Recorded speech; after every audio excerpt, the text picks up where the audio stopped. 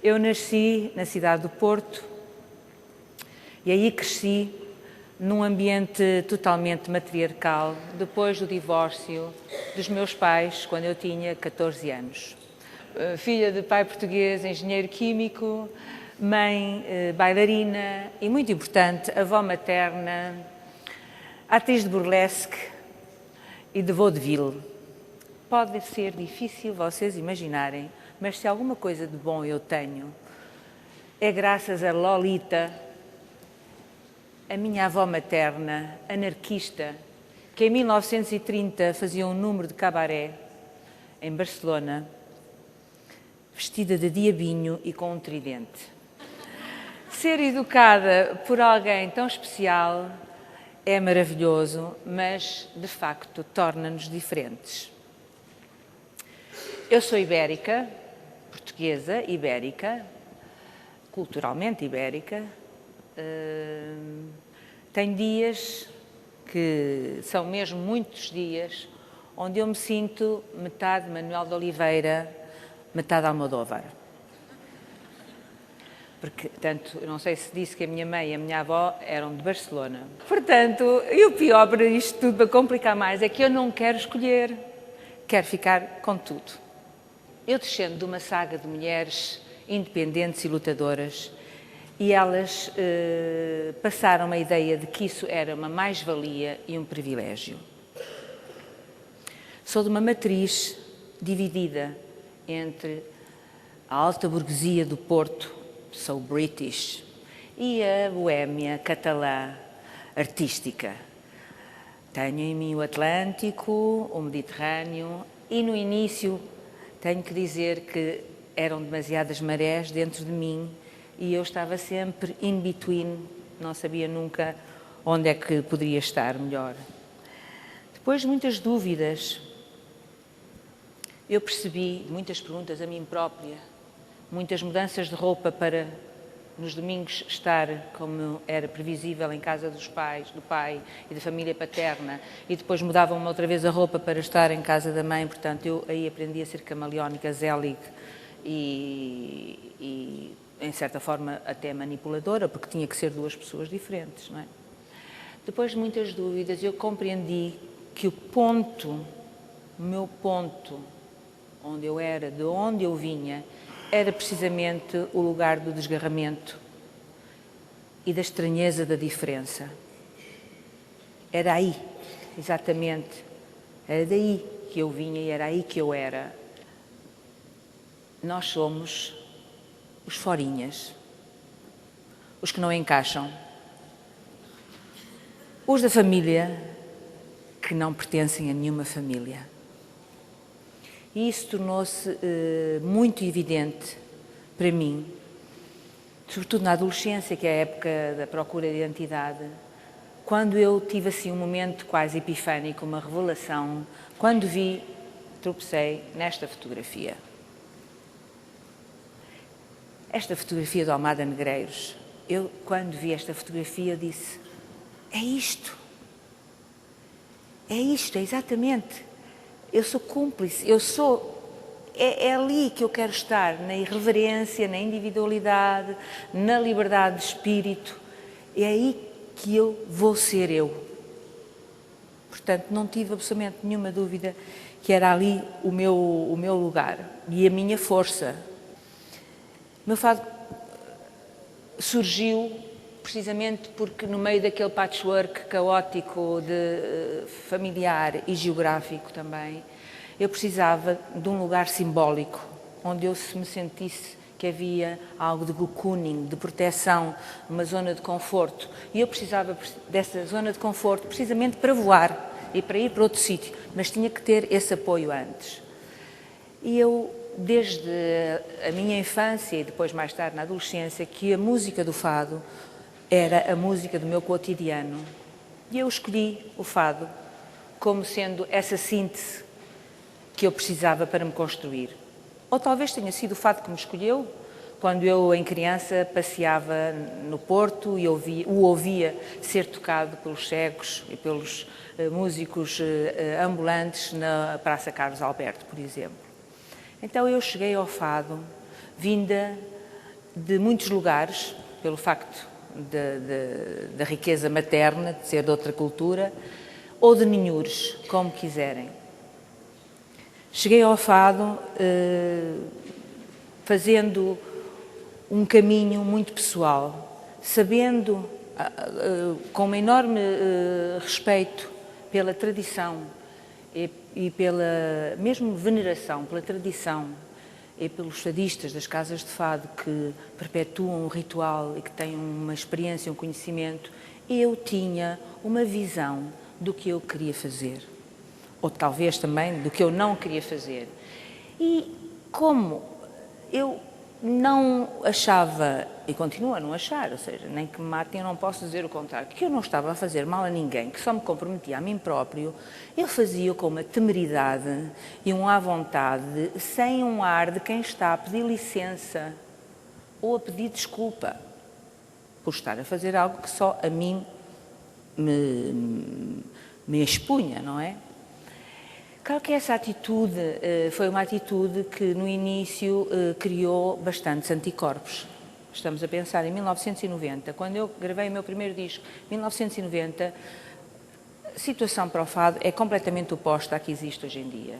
Ainda passados mais de 15 anos da Revolução de 25 de Abril, o fado não era uma música que tivesse um prestígio comercial, portanto não vendia, salvo sempre, infelizmente, raras exceções, onde coloco a Amália sempre, mas era uma música que ainda sofria de um estigma de ser um conformismo social, de ter estado muito conotada com a ditadura.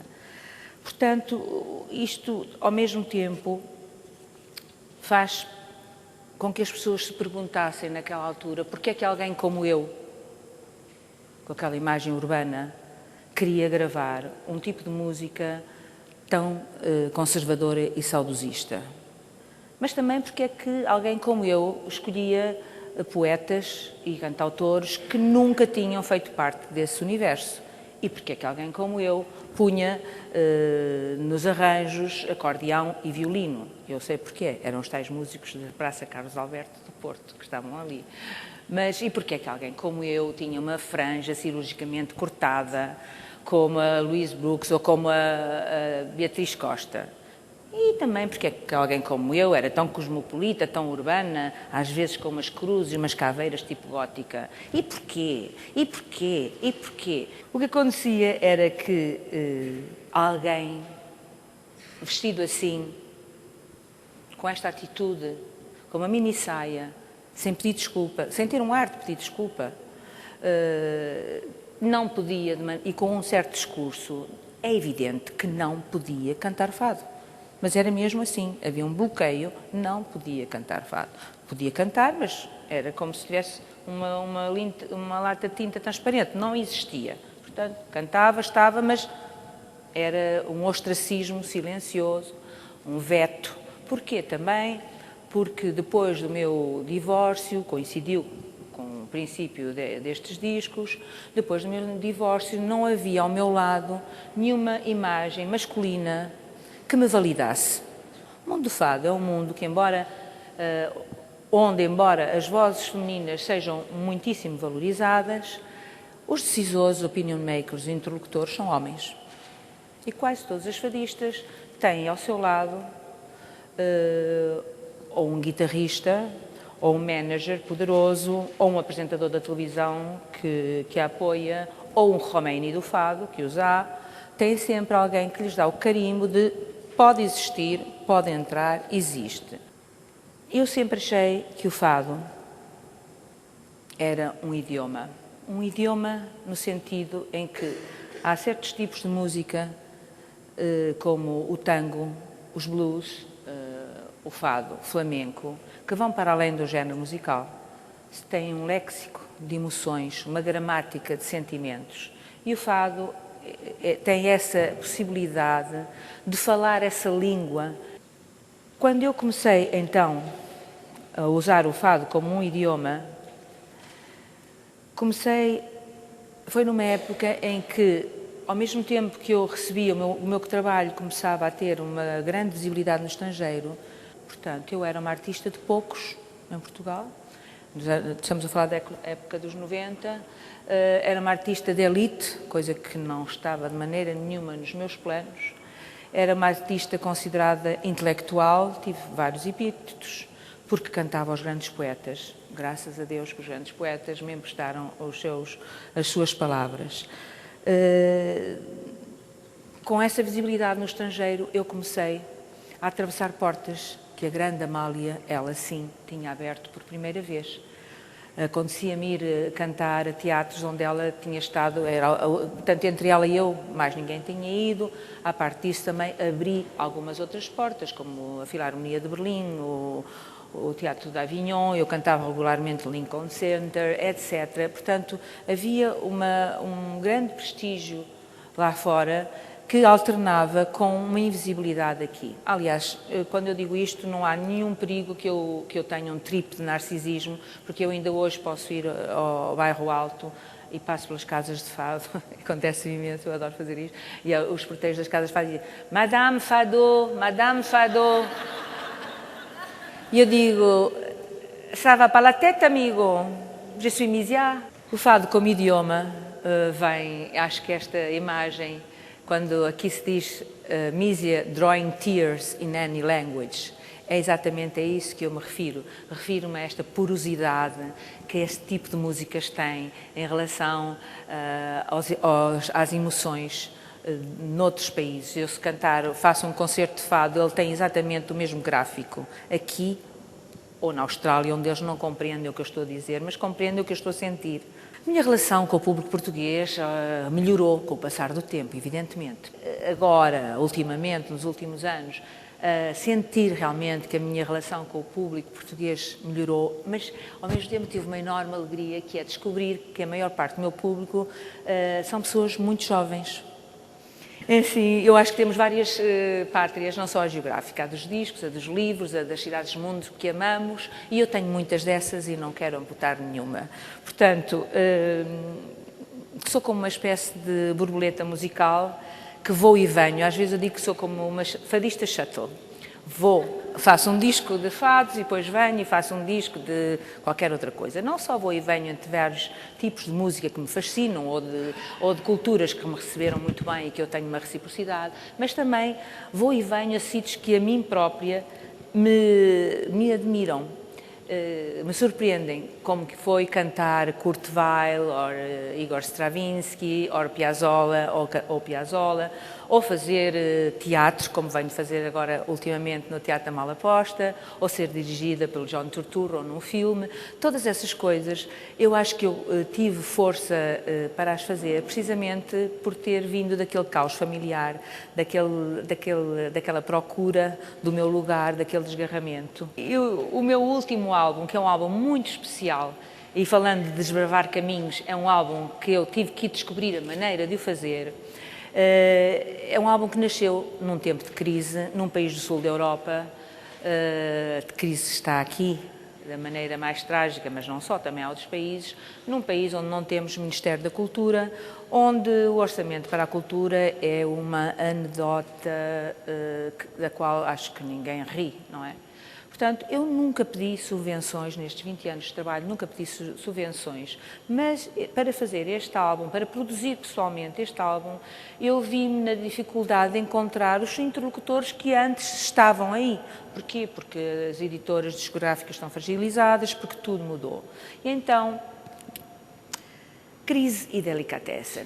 Então eu comecei a pensar, isto está a ficar muito mal, eu um dia vou abrir o meu frigorífico e vai ser uma visão minimalista, umas azeitonas antigas lá ao fundo e mais nada, o que é que se passa? E então comecei a pensar na imagem de Charlie Chaplin a comer o sapato e a chupar os atacadores, como se fosse uma iguaria. Tipo, os atacadores, aquilo e o pão e tudo. Foi uma festa. Ele, da miséria, fez uma festa. E então eu pensei, eu vou fazer um menu de qualquer coisa, vou comer também qualquer coisa. Os meus sapatos nunca. Sou muito Sex and the City nesse capítulo. Os meus sapatos, never. Mas depois comecei a fazer, porquê é que eu não faço um menu musical, um menu de canções? Comecei à procura de menu de canções, então tinham que ser canções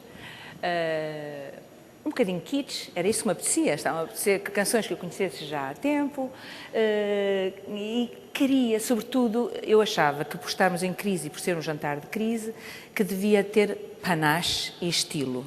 Pôr uma mesa fantástica, com convidados maravilhosos. E então convidei desde o Iggy Pop, imaginem a minha lata, desde o Iggy Pop até o Ramon Vargas, que é um cantor lírico, passando pela maravilhosa e querida Adriana Calcanhoto, os Dead Combo, Meler Merraia e o Paulo Furtado Tigerman. Esta é a mesa do meu jantar de crise. À cabeceira está Fabrizio Romano, que é o maestro que fez os arranjos. E como é que eu ia fazer um disco sem dinheiro? Mamã, Yaya é a avó em catalão, inspirem-me. Achei que o crowdfunding era, para este tipo de projeto, demasiado exposto, demasiado aberto, demasiado inóspito e quis algo mais próximo. Quis procurar pais e mães adotivas para cada canção, que eles pudessem escolher as suas próprias canções.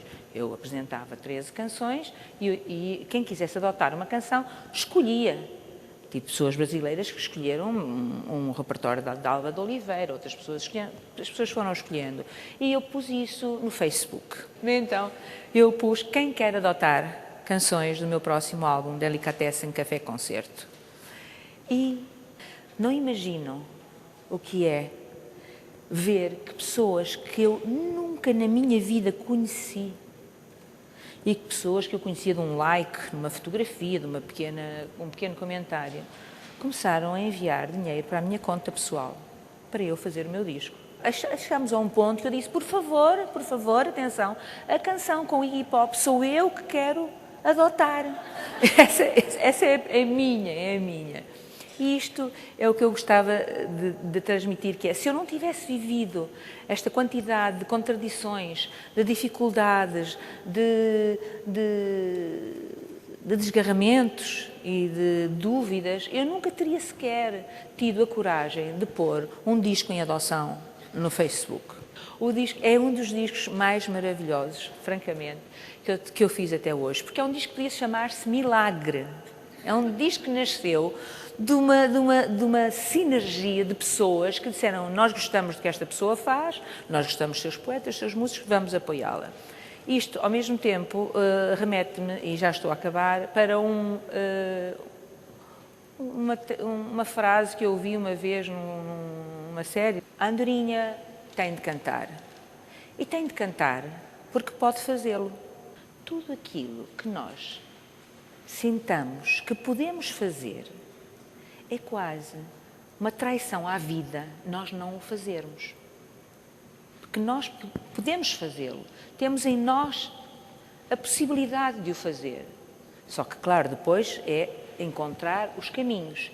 E, sobretudo, outra coisa que eu, depois dos 50 anos, percebi é que não vale a pena nós, no meu caso, ficar angustiada, sou portuguesa, sou espanhola, canto fado. Não podemos fazer uma coisa ou ser uma coisa sem necessidade de escolherem de ser branco ou preto, forte ou frágil, bonito ou feio. Podemos ser uma coisa e o seu oposto. Podemos ser fortes, mas também frágeis. E podemos ser uma coisa e mais outra, e mais outra, e mais outra. E eu acho que, ante a riqueza que o universo nos apresenta, é muito triste, queremos ser só uma coisa ou outra. E esta maneira de pensar, assim, tipo, esponja curiosa, olhos de mosca, assim, esta maneira assim, com o chip todo cheio, é o que a mim, pessoalmente, me dá a força para abrir os caminhos, já que de abrir caminhos se trata hoje, abrir os caminhos para que os milagres venham. Que os milagres cheguem através do caminho. Se eu estou com muros, os milagres não vão chegar. Portanto, é nessa transformação que eu fiz do desgarramento, da estranheza, em transformar em algo pacífico e fértil. E é aí que eu acho que não sou só eu, muitos de nós chegamos a esse ponto, mas, falando por mim, é aí onde eu quero ficar e estar. Muito obrigada.